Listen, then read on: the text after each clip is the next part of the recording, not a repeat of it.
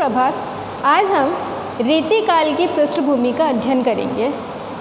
रीतिकाल हिंदी साहित्य के आप सभी जानते हैं कि 4 काल माने गए हैं: आदिकाल, भक्तिकाल, रीतिकाल और आधुनिक काल।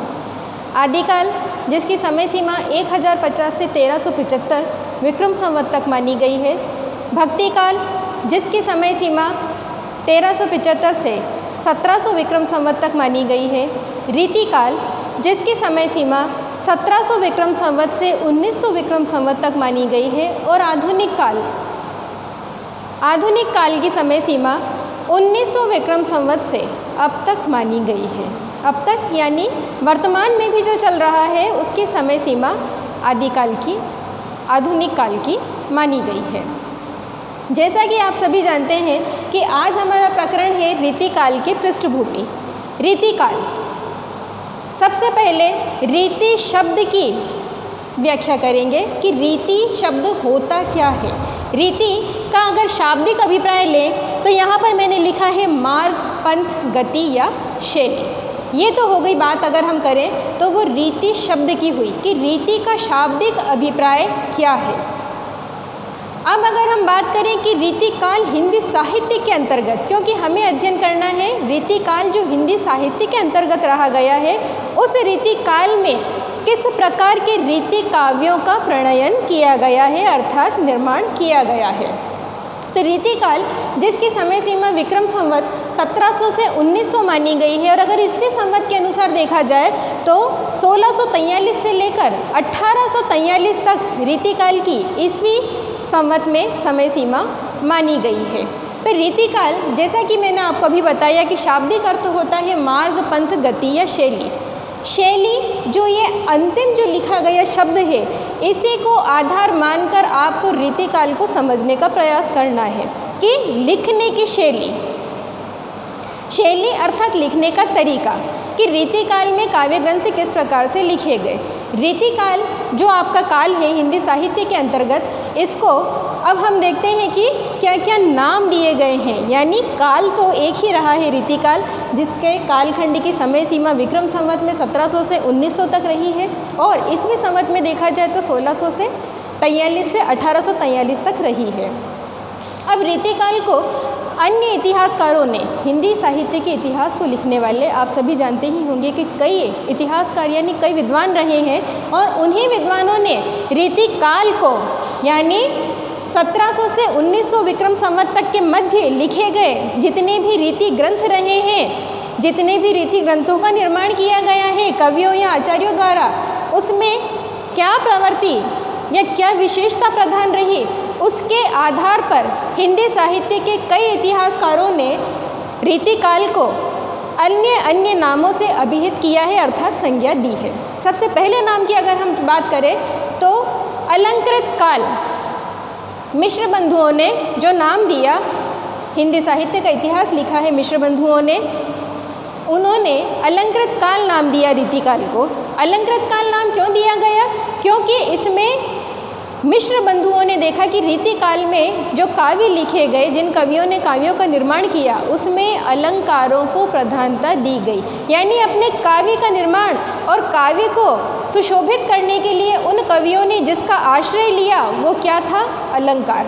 यानी अलंकारों की उन्होंने महानता सिद्ध करने का प्रयास किया अपने काव्य में। इसी प्रधान प्रवृत्ति को ध्यान में रखते हुए मिश्र बंधुओं ने रीतिकाल को क्या नाम दिया? अलंकृत काल।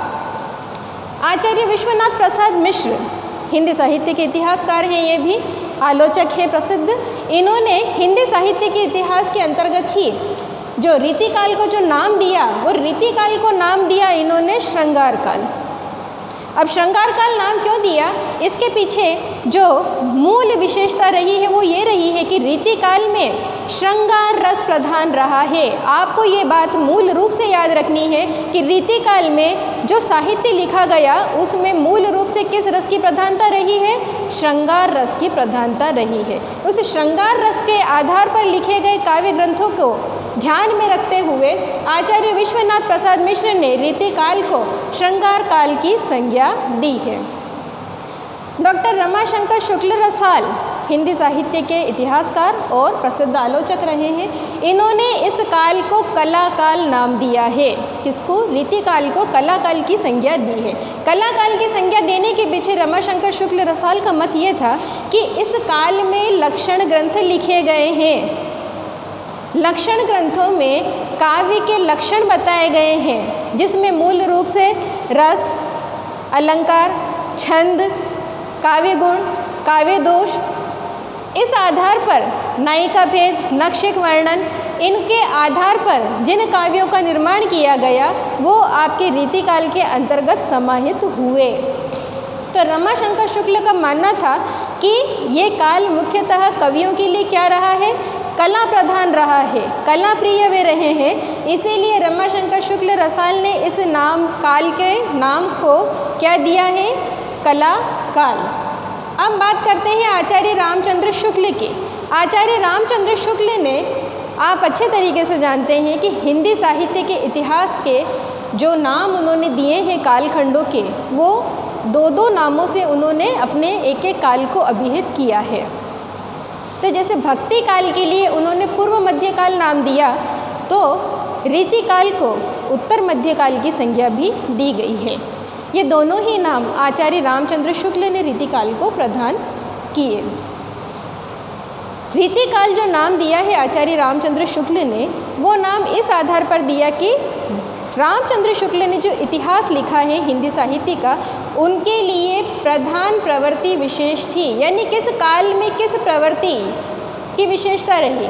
कवियों ने जिस काव्य का सृजन किया, जिस साहित्य का सृजन किया, उसमें उन्होंने मूल भाव क्या प्रदर्शित किया, उस प्रवृत्ति को आधार मानकर रीति काल नाम दिया। यानी इसमें आचार्य शुक्ल का मानना था कि रीति तत्व की प्रधानता थी, इसी के लिए उन्होंने इस काल को रीति काल नाम दिया।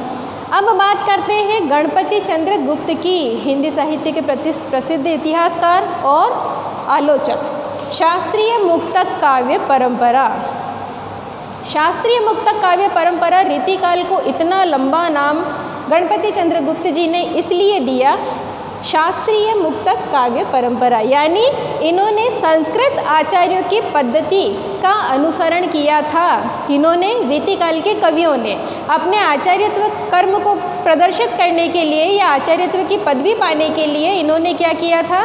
संस्कृत आचार्यों की परंपरा का निर्वाह किया था, उनका अनुसरण किया था, उनके ग्रंथों का अनुवाद प्रस्तुत किया था कि जिस प्रकार से संस्कृत आचार्यों को प्रसिद्धि मिली, उन्हें आचार्य की कोटि में माना गया, उसी प्रकार से अगर यदि हम भी उनके लिखे गए उन सुप्रसिद्ध ग्रंथों का अनुवाद हिंदी काव्य शास्त्रीय परंपरा के अनुरूप करते हैं तो हमें भी आचार्यत्व की कोटि में दर्जा प्राप्त हो जाएगा। और जो काव्य लिखे उन्होंने पुनः वो उन्होंने अनुवाद तो किए, लेकिन मुक्तक कोटि में लिखे। मुक्तक कोटि में क्या कि उन्होंने कहीं पर रस को प्रधानता दी, तो किसी ने अपने काव्य में अलंकार को प्रधानता दी, किसी ने अपने काव्य में काव्य गुण को प्रधानता दी, किसी ने अपने काव्य में काव्य दोष को प्रधानता दी। इस प्रकार से काव्य के एक अंग को लेकर इन्होंने अपने काव्य का सृजन किया। यानी परंपरा जो चली आ रही थी संस्कृत काव्य शास्त्र द्वारा आचार्यों की, उसका अनुसरण किया, लेकिन जब हिंदी काव्य शास्त्रीय परंपरा में लिखने की बात आई तो उन कवियों ने क्या किया? काव्यांग जो होते हैं उन काव्यांगों के एक अंगों को लेकर अपने मुक्तक काव्य का निर्माण किया। इसीलिए गणपति चंद्र गुप्त ने रीतिकाल को शास्त्रीय मुक्तक काव्य परंपरा की संज्ञा दी है। अब बात करते हैं कि रीतिकाल का जो प्रारंभ हुआ, आप ये सभी जानते हैं कि किसी भी काल का प्रारंभ हिंदी साहित्य के अंतर्गत जब होता है तो पहले से पूर्व से चली आ रही किसी काल की परंपरा अनायास ही समाप्त नहीं हो जाती, क्योंकि इसके पूर्व जो काल रहा है वो हिंदी साहित्य का सबसे प्रसिद्ध काल भक्ति काल रहा है। और भक्ति काल की जो समय सीमा रही है वो इतनी आसानी से समाप्त नहीं हुई। उसमें लिखने वाले कुछ ऐसे प्रसिद्ध लेखक या कवि ऐसे रहे हैं कि जिन्होंने अपने भक्ति काल की समय सीमा समाप्त होने से पूर्व ही रीति ग्रंथों का प्रणयन यानी रीति ग्रंथों का निर्माण करना शुरू कर दिया था, या कहें कि रीति काल की नींव भक्ति काल से ही पड़ चुकी थी। अब वो कैसे पड़ चुकी थी? मैंने आपको यहाँ पर कुछ नाम लिखे हैं। कि कृपाराम कृत हित तरंगिणी भक्ति काल के कवि रहे हैं, सूरदास की साहित्य लहरी और नंददास की रस मंजरी। ये जो तीन जो ग्रंथ हैं भक्तिकालीन कवियों द्वारा लिखे गए, इन ग्रंथों का निर्माण हिंदी साहित्य के अंतर्गत काव्य शास्त्र की परंपरा को प्रारंभ करने के लिए किया गया था। यानी भक्ति काल में ही रीति ग्रंथों का निर्माण होने लग गया था। अब बात करते हैं, नामकरण की हम कर चुके हैं, भक्तिकालीन रीति ग्रंथों की बात हम कर चुके हैं। अब बात आ जाती है कि रीतिकाल की मुख्य विशेषताएं क्या मानी गई है। कि रीतिकाल की मुख्य विशेषता आपको मुख्य रूप से ध्यान रखनी है कि रीतिकाल में क्या किया गया, लक्षण ग्रंथों का निर्माण किया गया। लक्षण ग्रंथ क्या होते हैं? लक्षण ग्रंथ वो होते हैं कि हिंदी काव्य शास्त्रीय परंपरा के अनुसार जिन ग्रंथों का निर्माण किया जाए, जिसमें काव्यांगों की चर्चा की जाए। काव्यांग कौन कौन से होते हैं? रस, छंद, अलंकार, नक्षिक, नायिका वर्णन, नायिका भेद, इन सब चीज़ों की जहाँ चर्चा की जाए और उनके लक्षण दिए जाएं, लक्षण देने के बाद उदाहरण प्रस्तुत किए जाएं। वो इसलिए किए जाते हैं कि कवि अपनी बात को पुख्ता रूप से प्रामाणिक सिद्ध करने के लिए उनके लक्षण और उदाहरण देते थे। और रीतिकाल में क्योंकि ये दरबारी कवि थे, कौन से कवि थे? दरबारी कवि, राज्याश्रित कवि थे, राजाओं के आश्रय में रहते थे, तो इनका कवियों का मूल उद्देश्य ये भी होता था कि हम जिस राज दरबार में जिस राजा के साथ रह रहे हैं, जिसके राज दरबार में रह रहे हैं, उसकी प्रशंसा करना, उसकी प्रशस्ति के गीत गाना, या उस राजा को जिस प्रकार के काव्य में आनंद आए, सुनने में आनंद आए, उस प्रकार के ग्रंथों का निर्माण करना इस समय के कवियों की एक प्रधान प्रवृत्ति बन गई थी।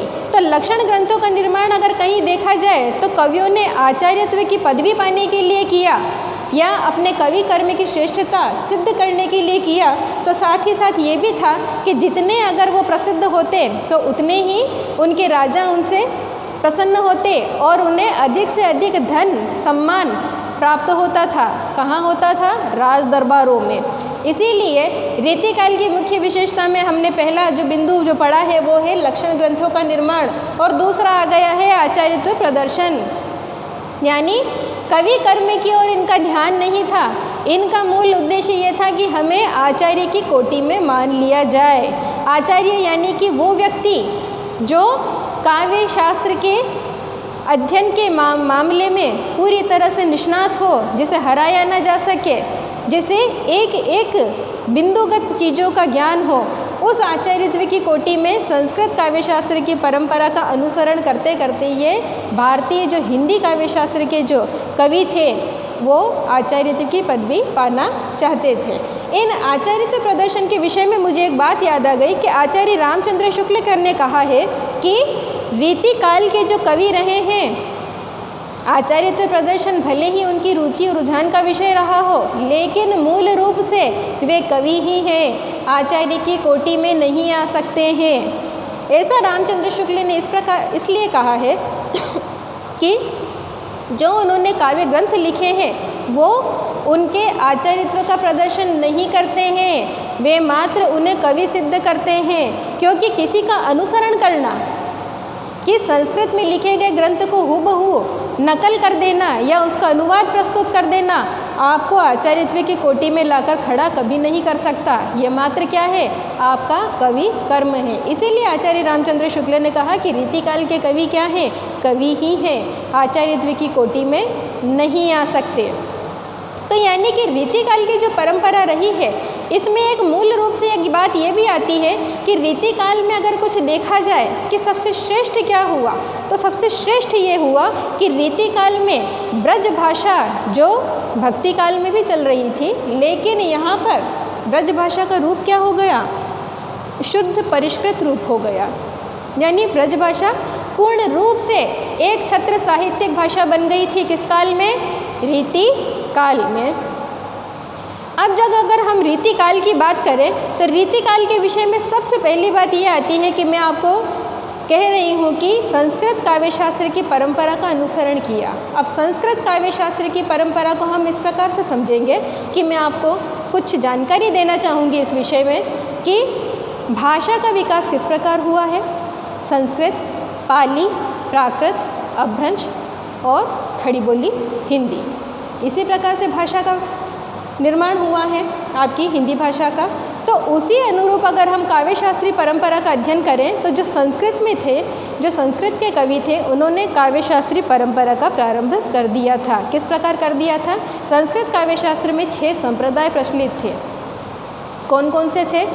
रस संप्रदाय, अलंकार संप्रदाय, रीति संप्रदाय, ध्वनि संप्रदाय, वक्रोक्ति संप्रदाय और औचित्य संप्रदाय। ये 6 संप्रदाय थे और इन्हीं 6 संप्रदायों के प्रधान जो कर्ता थे वो, और उनके साथ इस संप्रदाय में उनके जो साथ के जो अन्य कवि थे, उन्होंने इस संप्रदाय को पल्लवित और पुष्पित करने का कार्य किया था। तो आपका जो ये रीति काल का जो रीति संप्रदाय है वो रीति संप्रदाय से संपृक्त माना गया है। रीति संप्रदाय जो संस्कृत काव्य शास्त्र में है उसके प्रवर्तक आचार्य वामन माने गए हैं। आचार्य वामन ने अपनी रीति को इस प्रकार, रीति संप्रदाय की परिभाषा इस प्रकार दी थी कि विशेषो पद गुणात्मा, विशिष्ट पद रचना रीति है। आचार्य वामन कहते थे कि विशिष्ट पद रचना रीति है, यानी ऐसी पद की रचना करिए जो विशिष्ट गुणों से युक्त हो। अब गुण किस प्रकार के? काव्य गुणों की चर्चा वामन ने की है कि काव्य गुण कौन कौन से हैं? माधुर्य, ओज और प्रसाद गुण। इन 3 गुणों के आधार पर आचार्य वामन ने यह माना है कि इन गुणों की चर्चा जिन काव्य की पंक्तियों में होती है, जिन पदों में होती है, वो किस संप्रदाय से संपृक्त है, किस संप्रदाय से जुड़ा हुआ है? वो रीति संप्रदाय से जुड़ा हुआ माना जाएगा।